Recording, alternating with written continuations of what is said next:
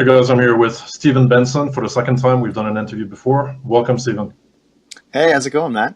Very good yourself. Not bad. I'm doing pretty good. It's Monday, so just getting the week started here, but excited to be here. How do you feel usually on Mondays? Is that a good day for you? Monday, it depends on the weekend. But yesterday was my birthday, so I went wine tasting in Napa. So today's not my most alert Monday, but I've in general Monday's a good day for me. I tend to chill on Sunday night, try to get a workout in. That sounds like a really nice birthday activity. Yeah, it was pretty fun. Have you been there before? To Napa? Yeah. Well, I live in San Francisco, so Right. it's just like an hour away for us, so we can just drive right up. That's definitely one of the destinations that I want to go. I've been to California two, three times, but definitely the wine route and wine tasting is definitely something I'm interested in. Yeah, it's cool. Awesome. So, for people watching this either live or later on, I'm going to tell you a little bit more about Stephen. We've done the interview for the B2B Sales Geniuses series. This is also part of that same series, but this is a live AMA, so make sure to ask your questions if you have any live, or later on if you want to comment to the video. Stephen, I'm sure we'll have a chance to answer those questions as well. So, Stephen Benson is the founder of and CEO of Badger Maps. Badger Maps is the #1 route planner for field salespeople in the Apple App Store. After receiving his MBA from Stanford, Steve's career has been in field sales with companies like IBM, Autonomy, and Google, becoming Google Enterprise top performing salesperson in the world in 2009. In 2012, Steve founded Badger Maps to help field salespeople to become more successful. He has been selected as one of the top 40 most inspiring leaders in sales lead management. So again, welcome to the B2B Sales Geniuses show. Well, thanks for having me, Matt. Happy to be here. Great to have you. So the first question I have for you, since we're going to talk about how to prepare a sales meeting, how do you prepare a sales meeting? So there's a bunch that goes into really preparing for a sales meeting well. I'd say the first thing that I would focus on is getting yourself in the right headspace or the right mindset.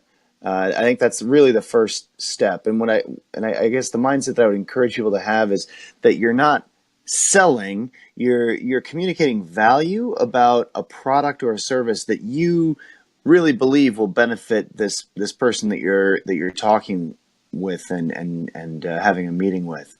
So, a good way to put yourself in the right mindset, I think, is imagine that you just had the best vacation of your life and you went to Hawaii and think about where you stayed, think about what you did, think about the memories that you created, and imagine yourself speaking with a friend or a coworker who's trying to plan a vacation, and so how would you behave? What would you do? How would you communicate with them when you're kind of talking from that perspective? You would have a very different tone to your voice, different attitude. You would authentically want them to know about how great the vacation would be.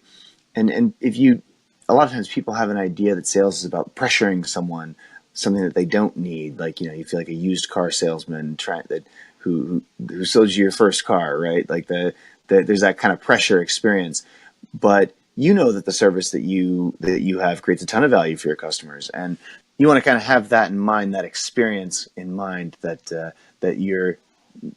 you know that the service that you provide creates a ton of value for your customers. You've seen it work 1,000 times, right, with 1,000 different people. So when you present to your prospect, you want to let that shine through. You want to communicate that from that perspective. And if you don't have the right mindset about sales and you don't communicate value, or if you don't totally believe in the thing that you're selling, that lack of confidence also comes through to the customer, and you sound like you're second guessing yourself, and people intuitively hear that, and it kind of messes up the trust. And what are some tips and tricks to get your prospect to act? The first thing that you really want to do is make sure that you're connecting. For someone to act, they've had to connect the dots between the features that you're talking about, the things that you actually do, the benefits that they're getting, and and the business value that they're getting out of the product. what do I mean by when I say connect the features, the benefits, and the business value that this person that you're talking to, that your prospect is going to get. So, you know, all all reps know how to communicate what their features are, but a lot of inexperienced reps kind of get stuck just talking about those features, and the next step is to tell them what the benefits or the advantage that this person that's going to be using your solution will have. So I'll take you through an example of what I mean here. But you have to go through the features, the benefits, and then you have to communicate through your conversation what that business value is going to be in terms of dollars or business. What the reason they actually did this was. So, and anyone can sit down and in 10 minutes write down all the features of your product or service you sell in one column, all of the benefits in another column, and the values, that the business advantages in a third column. But very few sales reps, even though this is really important, I think very few people kind of frame it like this. But that's how you really get people to act. So I guess to make this more tangible, I can show you how I do this. So I'm the CEO of this company, Badger Maps, and we make a solution for field salespeople, right? So here's my formula for feature, benefit, value. Here's what I would do. So the feature, or a feature of what we do, is route optimization, right? So I would say Badger Maps, we have the ability to optimize your route and help you build a schedule for your day. Okay, so what's the benefit of that? Why do you as a field salesperson care about that? Well, the benefit is with this feature, you'll automatically have a route built, and your schedule will be built within minutes, and this saves you time, and both in planning, because you don't have to plan. People spend a lot of time figuring this stuff out, and then you will also have a better route, so it'll save you time when you're out on the road, and you waste less time in busy work when you're driving around, and you get more meetings. So what's the business value? This is the third part. Well, the business value is you'll see more customers, you'll drive fewer miles doing it, and you'll save time because you can plan what you're doing in the field, and you can actually spend less time behind the wheel. You're avoiding traffic, and you're selling more of your product, so that you're making more money. So we've connected the feature, the benefit, and the business value. And then you can ask them, you can kind of engage with them and say, and try to get your customer or prospect to talk about, help them quantify, well, if you had this, how much would this be worth to you? How many more meetings would you get a day? If you're, how much time would you save? What's that worth to you? And get them to actually articulate it, because really if they've articulated it and they've envisioned it, then that's how you really get them to act, I think. So how much do you assist them in figuring out those numbers? Do you try to calculate it for them, or do you let them sort of calculate in their head? If you spend 1 hour less on the road and you get 2 meetings more a day, then that would be worth this much, or do you really let them calculate that? I like to let them calculate it, but I'll walk them through it, right? Because a lot of people won't actually do kind of the back of the envelope ROI. So, but once someone has the understanding of what this is worth to them, and they understand the business value, you can do it. So, the sales rep, I might say, so currently your company is losing sales opportunities because reps aren't able to spend their time as effectively as they could when they're out in the field. So they don't get as many sales meetings as they could. Reps end up zigzagging around town and being reactive. That sounds like you're losing a lot of potential deals, right? And I'll want them to say, yeah, that's right. That's why I'm looking for a better system right now. And then, I'll walk them through it. I'll say, okay, so if you were just to make a guess, how many meetings per week would you say your reps are able to spend? How many meetings per week per rep would you get more if you were using this type of tool? And how much revenue do you think that would be worth? And in general, when I'm in these conversations, they haven't run the math, but maybe you can get a number out of them. So maybe they'll say, well, 5,000. I'd say I'd get 2 deals, and each one's worth $2,500 more if I was getting 2 more meetings per day, and that'd be worth $5,000 a month. And it's like, oh well, okay. So you've got 25 reps, and you're going to make $5,000 a month more, and they're like, Yeah, that's right. So now we're using their numbers, and then okay, so 5 grand a month is 60 grand a year for per rep. You got 25 reps. That's $1.5 million in lost deals every year. I can do math. And so math was never my strong suit in school, but 25. I think I'm right. 25 times 60 is 1.5 million.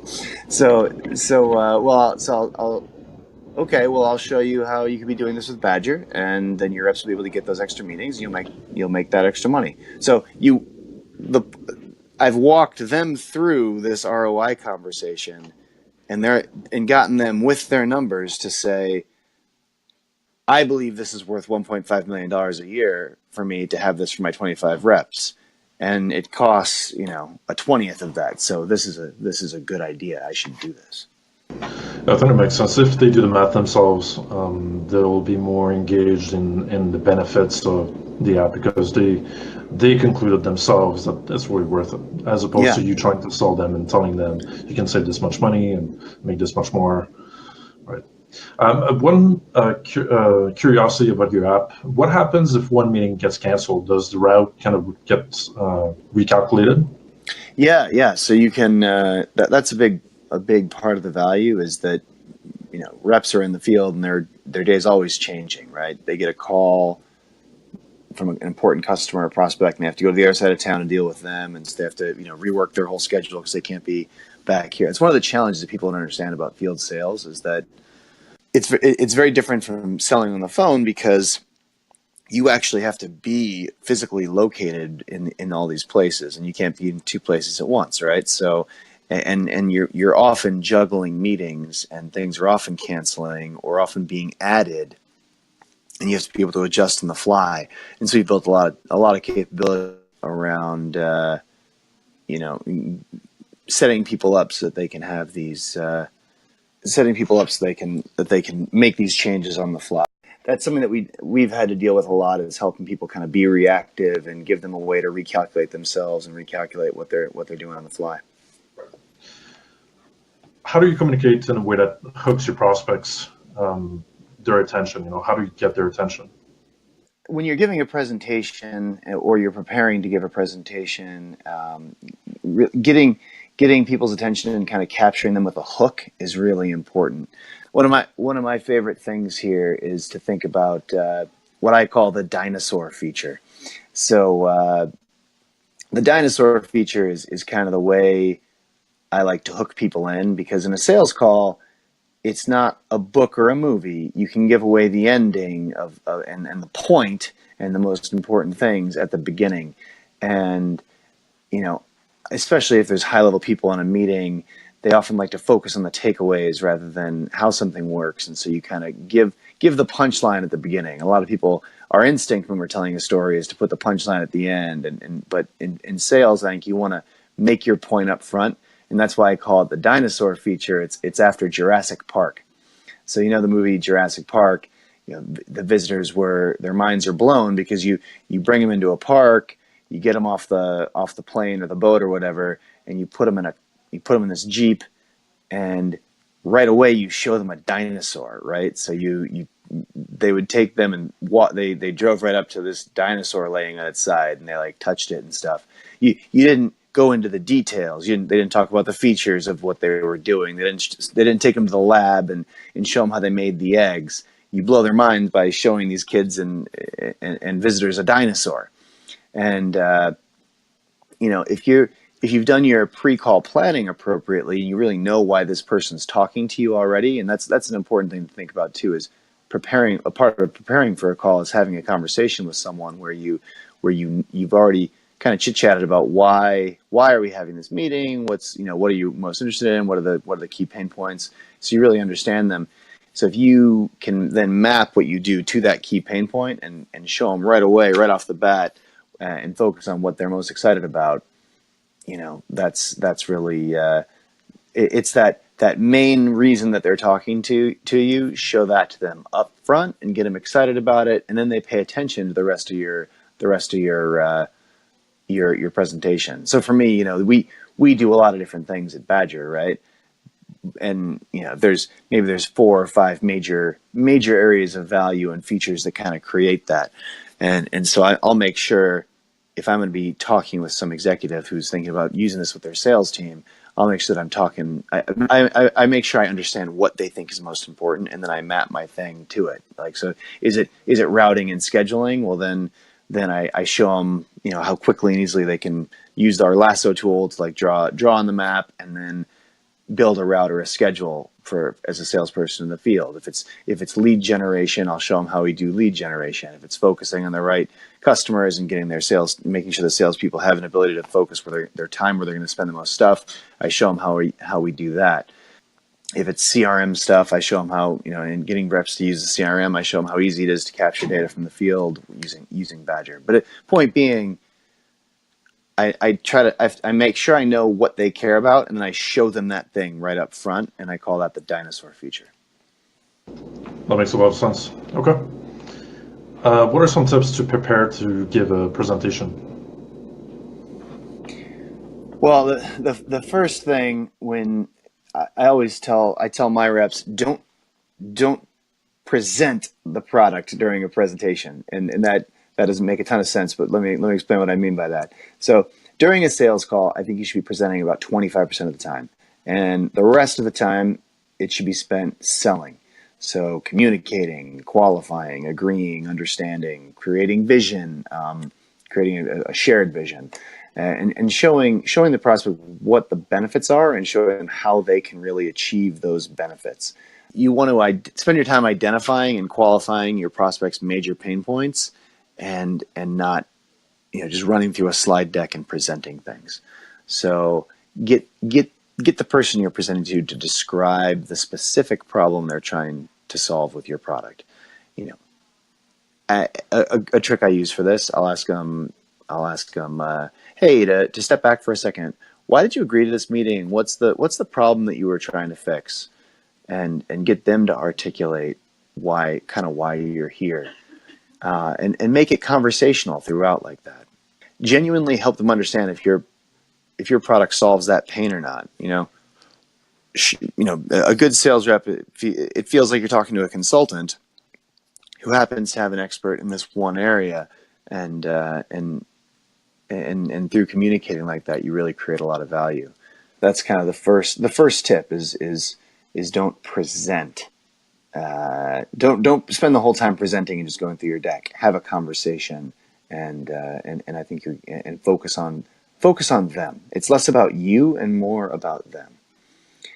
Another tip that's worth talking about is to in terms of preparing to give a presentation and giving a presentation, is don't make assumptions.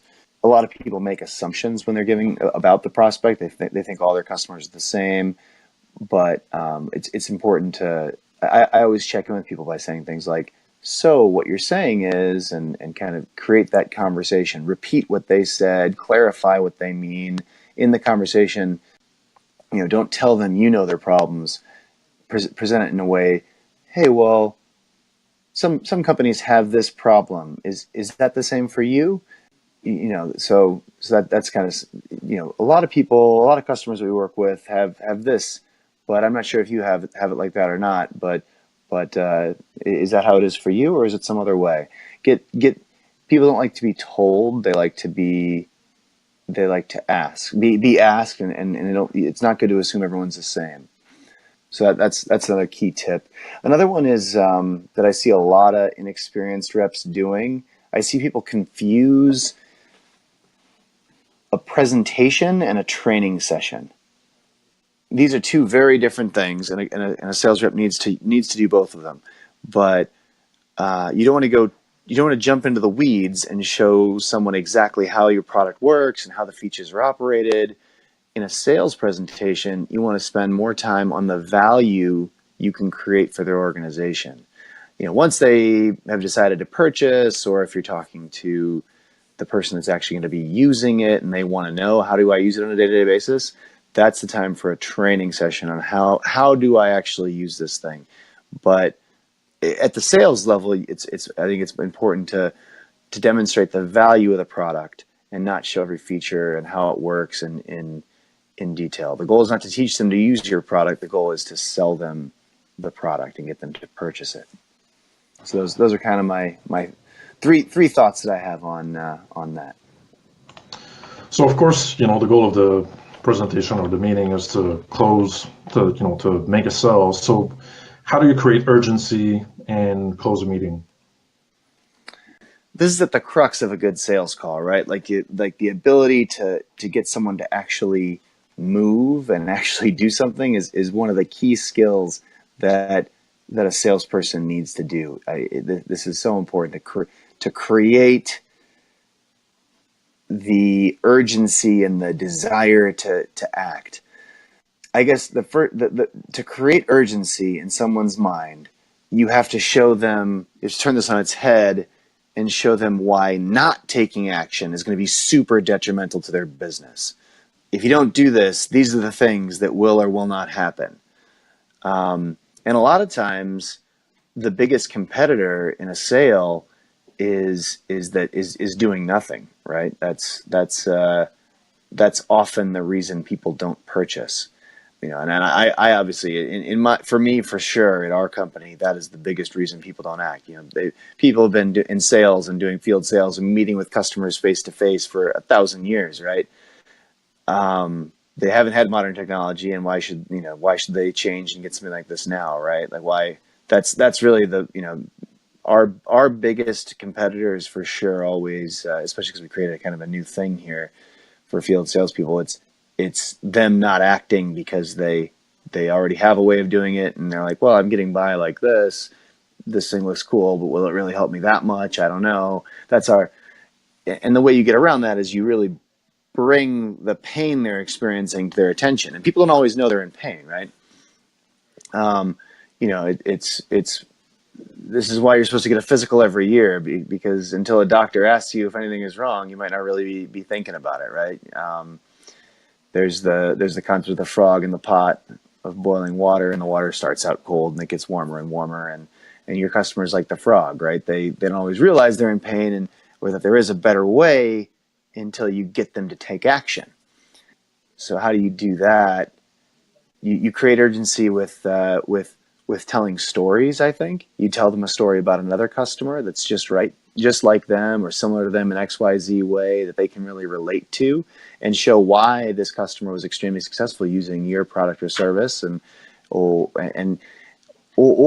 why they had an extremely bad time because they didn't use your product or service. Case studies are really useful, for telling those types of stories. Video case studies are great. And because stories can really be, rich and colorful, and they can give texture, and people can envision themselves as being that person, so that they can see. It helps them envision themselves and envision the value they get, or the pain they'd feel if they did or did not take action. So that's a great way to really create urgency.